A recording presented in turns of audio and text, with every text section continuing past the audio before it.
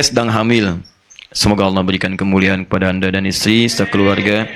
Amin. Apa isi antum hamil semua? Alhamdulillah, insyaallah. Adakah amalan khusus agar mendapat anak saleh soleha? Mohon penjelasan tentang tradisi 4 bulanan, 7 bulanan, akikah dan marhaban. Tapi saya mau singkat saja gini.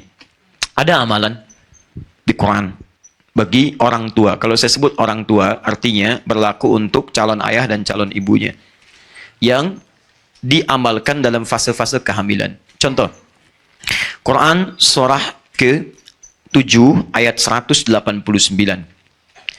Kemudian selanjutnya langsung dipraktekkan di masanya Imran. Imran itu dari keluarga Nabi Zakaria. Zakaria senasab dengan Nabi Yusuf. Nabi Yusuf anaknya Nabi Yakub. Nabi Yakub anaknya Nabi Ishak. Nabi Ishak anaknya Nabi Ibrahim alaihissalam.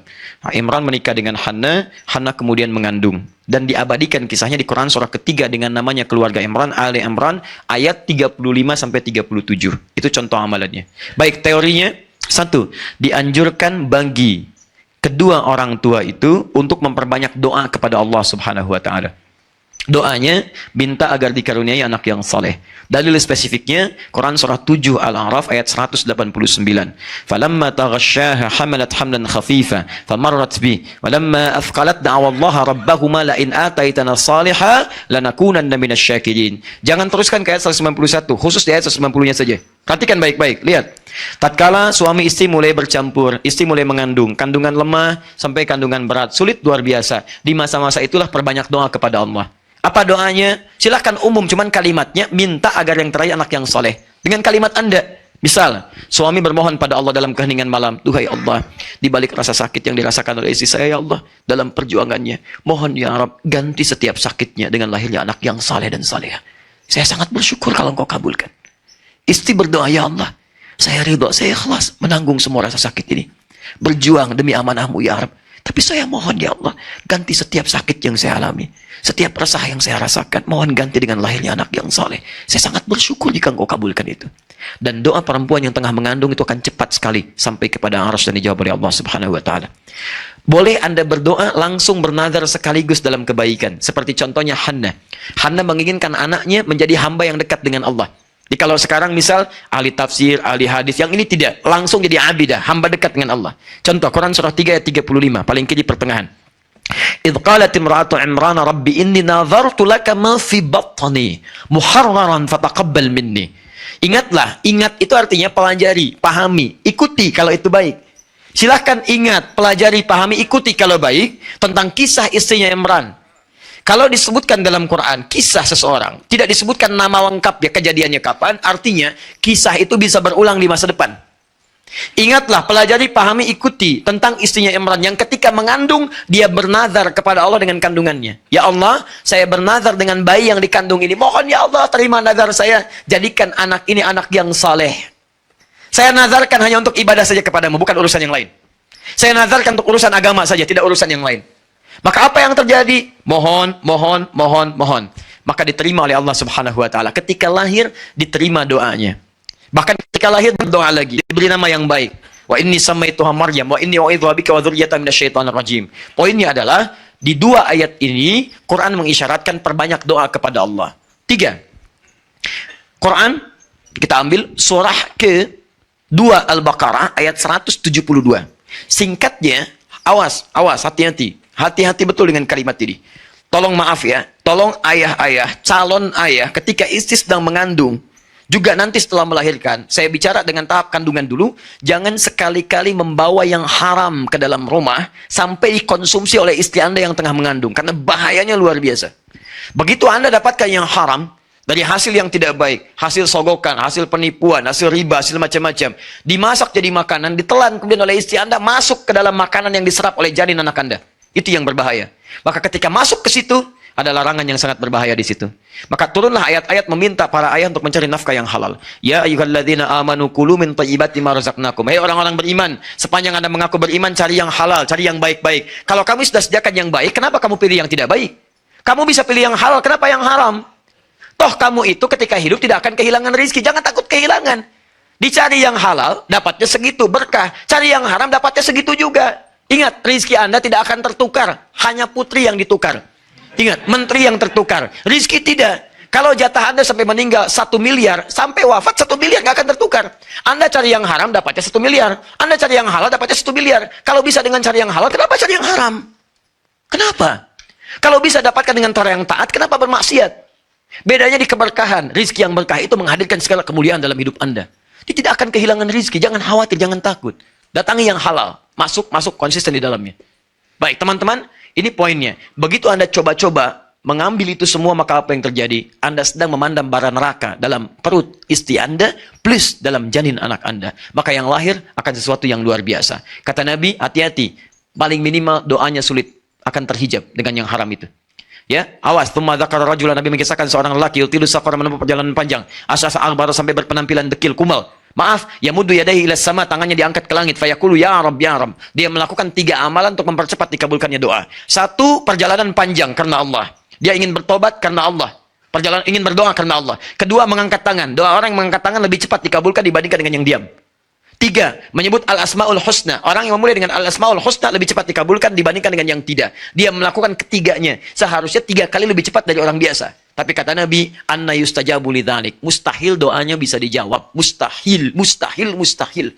Mustahil. Kenapa? Maaf, mat'amu haramun. Karena makanan yang masuk ke perutnya haram. Perhatikan sini. Ini apa? Gelas. Isinya apa? Halal atau tidak? Apa fungsi air? Menghilangkan haus. Kita cek. Bismillah. Alhamdulillah. Sekarang lihat. Gelas ini kosong atau berisi? Atasnya ada penutupnya atau tidak? Tidak. Isinya apa? Air. Kalau saya masukkan spidol, bisa nggak? Bisa. Masuk. Ya kan? Bismillah. Lihat sini. Ini atasnya terbuka, saya masukkan spidol, masuk. Saya masukkan uang, masuk tidak? Masuk. Saya masukkan. Saya masukkan mutiara, masuk tidak? Tergantung, kalau mutiaranya sebesarnya tidak, ya. Di poinnya, kalau kita kikis-kikis, masuk. Sekarang persoalannya, lihat sini. Kalau saya tutup begini, saya masukkan spidol, masuk tidak? Saya masukkan koin, masuk tidak? Seperti itulah orang yang bermaksiat di hadapan Allah. Ketika yang haram masuk dalam dirinya, maka akan ada sekat dalam jiwanya. Naktas sauda. Kalau semakin banyak masuk yang haram, jadilah seperti ini. Bukan Allah tidak mengabulkan doanya. Jadi begitu diberikan mantul, mantul, mantul, mantul. Yang paling bahaya, kalau yang haram masuk kemudian menyebar dengan darah, jadi daging. Masuk ke telinga, turun Quran surah 6 ayat ke-25. Wa fi adhanihim waqra. Di telinga ada sumbatan seperti ini. Akhirnya apa yang terjadi? Begitu adzan berkumandang Allahu Akbar, balik mental. Gak bisa. Karena maksiat menutup pintu telinganya. Bahaya. As-salatu khairum minan naum. Berubah. An-naumu khairum minas salah. Tidur. Tidur. Padahal rumah dia samping masjid. Speaker ke sini ke rumah dia. Gak bisa. Gak bisa. Tapi yang haram, karena haram ketemu haram, nyambung. Konser musik, ada maksiatnya, ada jogetnya. Wah, 10 juta dibeli, tiketnya habis. Samping rumah, majlis taklim. Gratis. Ustaznya datang sendiri, nulis sendiri, ngapus sendiri, direkam. Ada sarapan paginya, gak datang. Susah. Samping rumah, susah. Kenapa? Karena perangkat hidupnya itu nyambung dengan yang sejenis, frekuensinya sama. Maksiat ketemu maksiat, taat ketemu taat. Karena itu kalau Anda jadi orang baik, Anda nggak akan nyambung pada maksiat. Nggak akan nyambung. Kata-kata Anda pasti baik. Ke tempat yang tidak baik nggak akan melangkah. Tapi kalau Anda jadi orang yang tidak baik, mudah mengeluarkan yang tidak baik. Kalau Anda mudah mengeluarkan yang tidak baik, cek apakah ada maksiat atau yang haram dalam diri Anda. Di setiap ayah membawa yang haram masuk ke janin istri, ke perut ibunya, istrinya, ke janin dikonsumsi itu yang paling bahaya. 4, terakhir. Ini tolong maksimalkan amalan keempat ini khususnya saat usia kandungan 4 bulan. Karena usia kandungan 4 bulan itulah roh mulai ditiupkan. Di sebelum 4 bulan roh belum ada. Saat 4 bulan roh ditiupkan. Apa dalilnya? Hadis Al-Arba'in aja paling cepat. Al-Arba'in karang Imam An-Nawawi, nomor hadis yang keempat. Riwayat Abdullah bin Mas'ud radhiyallahu taala anhu. Paling kanan paling kiri sebelah atas. Ya, ada kitab Al-Wafi halaman 59, buka itu dengan syarahnya. Baik, singkatnya, lihat, inna ahadakum yujma'u fi batni ummihi arba'ina yawman nutfah. Setiap kalian dihimpun di perut ibundanya 40 hari pertama berbentuk nutfah. Pancaran spermatozoa dengan ovum. Sperma nyatu dengan ovum nyatu jadi satu, baru berproses. Tsumma yakunu mithla dzalika 'alaqah. 40 hari kedua jadi 'alaqah, nempel di zigot di dinding rahim. Tsumma yakunu mithla dzalika mudghah. 40 hari ketiga usia 4 bulan, 120 hari berbentuk mudghah, keratan daging yang mulai berbentuk. Thumma yursalu ilaihil malak, diutus seorang malaikat, fayanfukhu fihi ruh, ditiupkan ruh. Di usia 4 bulan roh mulai ditiupkan. Seorang yang tengah mengandung dalam usia 4 bulan, hati-hati. Ingat, Seorang yang telah mengandung, artinya perempuan dengan rahimnya, bukan laki-laki yang sewa rahim. Hati-hati. Ah. Dia mengandung dalam usia 4 bulan, maka roh ditiupkan, ada roh di dalam kandungannya. Sudah masuk. Nah, kalau roh sudah masuk ini, maka sepakat para ulama, kedua orang tua ini mesti memperbanyak amal soleh. Karena setiap kegiatan yang soleh yang dikerjakan oleh ayah, khususnya ibunya, itu akan berdampak langsung kepada janinnya. Dan hebatnya, itu sudah diteliti oleh para dokter, termasuk dokter-dokter dari kalangan non-muslim. Saya coba konfirmasikan ini ketika mengandung istri saya. Ya, ketika mengandung istri saya anak yang pertama. Datang kami ke dokter kandungan muslimah. Ketika datang, langsung mengatakan, ya Pak, ini sudah ada penelitian Pak, dari dokter-dokter se-Asia, muslim. Menyimpulkan bahwa ketika ayah ibunya banyak berbuat amal soleh, itu langsung berpengaruh pada posisi janin di dalamnya. Bahkan di Malaysia pernah langsung kalau kita mungkin di kayak USG gitu ya, seperti itu, dan dibacakan Quran. Begitu dibacakan Quran, kemudian dilihat di 4 dimensinya, ternyata posisi janin itu tiba-tiba berubah seperti bersujud. Nah, tanda hasilnya ternyata luar biasa. Semakin banyak orang tua berbuat amal soleh, misal Anda rajin baca Al-Quran, rajin menunaikan sholat, tahajudnya macam-macam, itu akan berdampak pada keadaan janinnya. Sebaliknya, orang tua yang rajin maksiat akan berdampak dahsyat pada keadaan janinnya. Nah, ternyata pembuktian luar biasa. Saya coba itu semua. Ya, jadi ketika istri misalnya tengah mengandung, baca Quran Bun, baca Quran bismillah. Kalau capek tempelkan earphone-nya. Ayo, tempelkan. Ketika keluar, tempelkan. Apa yang terjadi? Begitu lahir anaknya, ada kecenderungan luar biasa pada kebiasaan saat mengandung. Dia begitu lekat dengan Quran. Sampai kami beri nama Muhammad Hamilul Quran. Saya pergi dakwah, itu di rumah, ini mungkin sharing saja, Anda bisa praktekkan. Tidak harus lo jadi ustaz. Ya, kita bikin beli speaker aktif. Ya. Kemudian diisi dengan murattal. Isi murattal. Itu 24 jam bunyi terus. Kami keluar pun ada. Dan hasilnya enak, Pak. Gak percaya silakan. Rumah kita tuh sejuk, tenang. Dengan suasana Quran. Nyala aja terus. Anda keluar pun biarin aja begitu. Dan rasanya beda. Ketika mati akan lain. Kayaknya ada yang hilang gitu. Ada yang hilang. Minimal suaranya. Dia gak enak lah pokoknya. Gak enak. Nah, suasananya gak nyaman. Tapi yang paling dahsyat adalah, satu kali saya pulang, anak itu nangis tak berhenti. Saya bilang, kenapa ini? Gak tahu dari tadi gak berhenti katanya. Saya dengarkan, coba kembalikan ayatnya ke Ar-Rahman.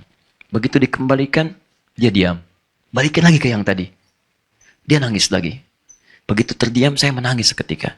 Ternyata ayat yang didengar tadi sedang berbicara tentang surah-surah kiamat. Dia sering mendengar. Surah-surah itu menggerakkan jiwanya untuk mengeluarkan air matanya. Begitu dikembalikan ke surah-surah yang sejuk, dia diam lagi. Dan anak ini pertama kali bisa merangkak mengejar tilawah kami. Saya sedang isi dengan murajaah, dia mengejar tilawah Quran. Dia rebut mushafnya. Begitu mendengar suara Quran. Dan dia bisa merangkak di situ. Dia bisa berdiri ketika mendengar suara Quran dalam sholat. Dia bawa sapu, loncat-loncat begini, bukan loncat jalan-jalan. Ya, misalnya. Kemudian berdiri, tahu-tahu di samping kami sudah berdiri. Dan dia bisa berdiri dengan mengejar Qurannya. Tapi hati-hati yang penting, ketika sudah dekat dengan Quran, nah, jangan Anda hadirkan lawannya. Salah satu lawannya itu musik-musik, apalagi yang tadi yang ada maksiat-maksiatnya, dia akan lupa lagi di situ. Ya, bukan berarti haram dalam konteks itu, ya bukan, tapi akan mengganggu frekuensinya di situ. Dijauhkan dulu, kecuali hal-hal yang bisa membantu notasi-notasinya. Nah, saya kembalikan lagi teman-teman sekalian kepada yang tadi, ayo kerjakan. Sebaliknya, saya langsung menangani kasus dan ini nyata. Saya sendiri yang tangani pada saat itu. Maaf. Ada seorang ibu, solihah luar biasa. Suaminya juga saleh. Datang bawa anaknya, belajar di kelas kami. Di awal-awal saya datang ke Indonesia, kemudian mengajar, ada 30 anak saya kumpulkan. Itu Masya Allah. Apa yang terjadi? Anak yang lain rapi, dia pun rapi, duduk, gitu kan. Setelah itu mulai dia bergerak.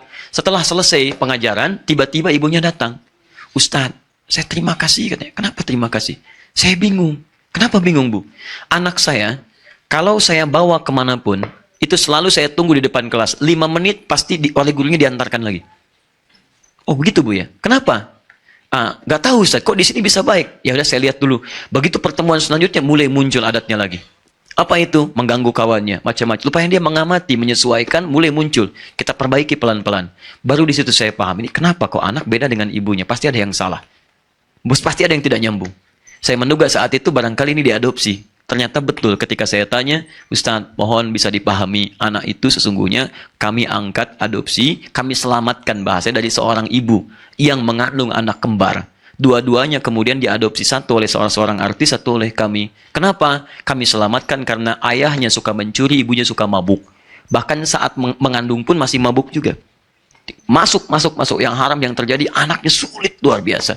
Ya, jadi apapun bisa terjadi. Orang selang tarawih dia punya petasan. Dan bukan tanggung-tanggung, dia lemparkan tempat orang sholat. Dia pergi, kan? Yang kena ibu bapaknya. Itu nyata. Betul, datang macam-macam lah gitu. Nah, itu susah, itu masih kecil, Pak. Bakatnya di situ. Kecil ya. Nah, itu yang kita arahkan tuh. Ya, kita arahkan pelan-pelan. Tapi itu tidak mudah mengeluarkannya karena yang haram harus dikeluarkan lagi. Keluarkan, masuk yang halal, yang baik. Dan itu tidak mudah. Begitu masuk yang baiknya, haram mulai keluar, nah pelan-pelan dia mulai berubah. Disitulah teman-teman sekalian, jadi itu diantara amalan-amalannya. Nah, orang tua kita dulu sangat singkat. Hei, kalau kamu mau anaknya laki-laki nanti lahir misalnya baik, baca surat Yusuf. Kalau perempuan soleha baca surat. Nah, yang dimaksud baca itu, kalau bahasa orang tua kita, pelajari, bukan cuma dibaca.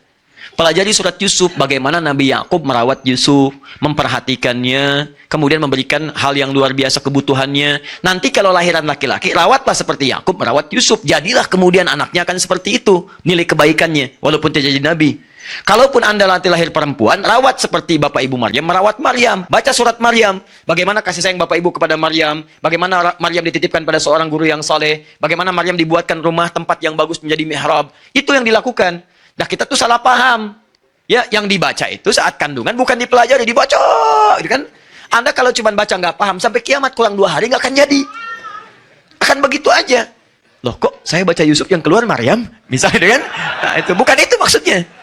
Itu jadi salah paham di situ. Ya, maksudnya adalah pelajari itu supaya saat nanti lahir apapun jenis kelaminnya maslahat buat Anda. Anda tinggal mendidik sesuai dengan konteks suratnya. Jelas sampai sini?